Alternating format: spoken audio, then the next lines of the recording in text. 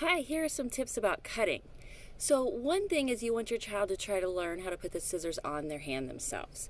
And if they're just kind of up, it's confusing which way they go and where the big hole goes and the small hole. So I like to start with them on the table. And if your child is right-handed, you put it so that they can put their hand down just like this. The small hole for the thumb goes in the center. Exactly the opposite if they're left-handed. Turn it the other way. Again, the small hole for the thumb goes in the center so they can put their left hand in. That way the scissors are always consistent, they're always in the same place, and they can learn to put them on their hand and pick them up. Next thing is you always want them to cut with their thumbs up. A lot of kids have a tendency to do this. You want them to say thumbs up and have them cut with their thumbs up. So then you want them to actually hold the paper themselves. Because if you're holding it, it's not, they can't steady it as much and they're not learning to use two hands. So have them hold the paper. If you need to put your hand over top of theirs to learn this, then that's the way to try it.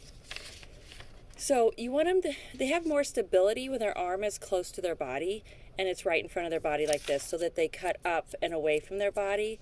Because if they try to cut like this or out to their side, they have less stability in their arm.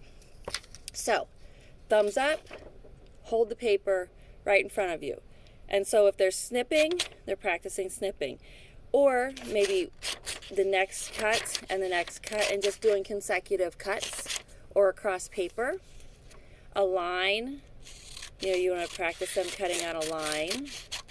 And the other thing is shapes like circles or squares and things. Learning to turn the paper can be tricky. So I always teach them, you're going to cut the line to the end, stop and turn. Cut the line to the end, stop and turn. Cut the line to the end, stop and turn. Cut the line to the end. So they can snip off the extra paper as they go, but I really don't want them to rip the paper when they're practicing learning with scissors, because then they might just try to rip the whole thing.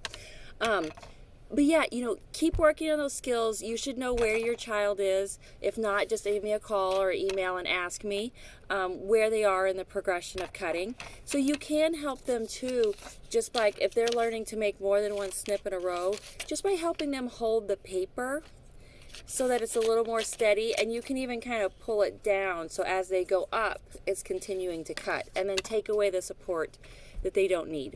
So lots of cutting. Practice this month, and call me or email me if you have any questions.